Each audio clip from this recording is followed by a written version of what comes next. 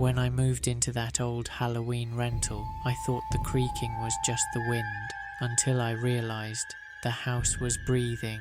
The owner said the place was perfect for Halloween. Rustic, quiet, full of character.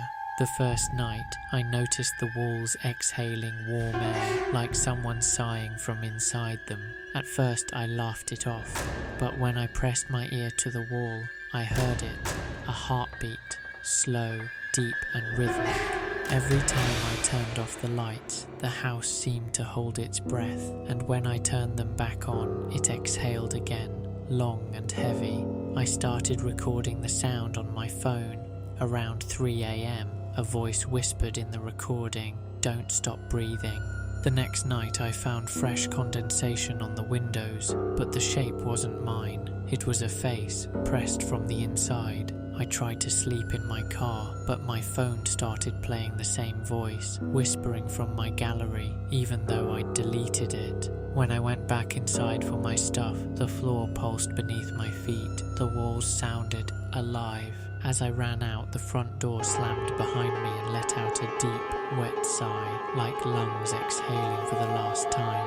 If you were me, would you go back inside for your things, or leave everything behind? Type your answer in the comments.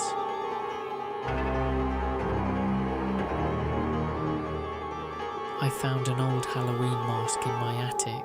When I put it on, my reflection didn't move with me. I was decorating for Halloween when I found it. A cracked porcelain mask wrapped in yellow newspaper. It looked antique, like something from a forgotten party.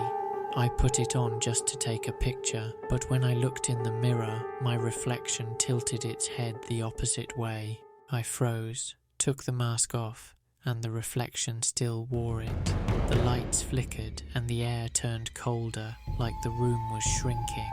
My reflection slowly lifted its hand to the glass. I turned around. No one was there, but from the mirror, a faint tapping began, like fingernails scratching to get out.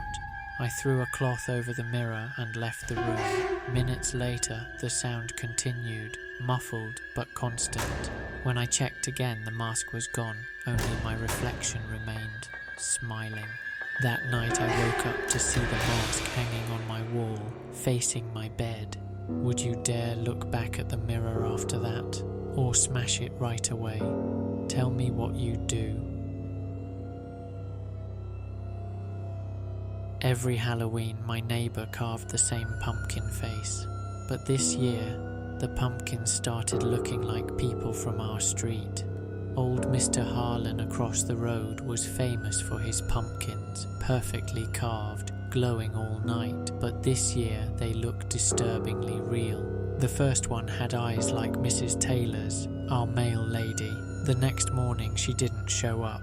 Then came the boy from next door, his pumpkin grin, crooked exactly like his braces. That night, his bike stayed outside, untouched. I tried to ignore it until I saw a third pumpkin appear, my own face, right down to the scar above my lip. I ran to his porch to confront him, but the house was dark and cold. No lights, no breathing, just the pumpkins, all glowing in sync. I smashed the one with my face. The candle went out, and for a moment I felt like I couldn't breathe. When I stumbled back home, the porch light flickered. A new pumpkin sat on my steps. Same scar, same grin, freshly carved. The candle inside was still warm, and when I leaned closer, I swear I saw it exhale. Which story creeped you out the most? 1, 2, or 3? Comment the number. And if you want more true Halloween stories, hit subscribe before the lights go out.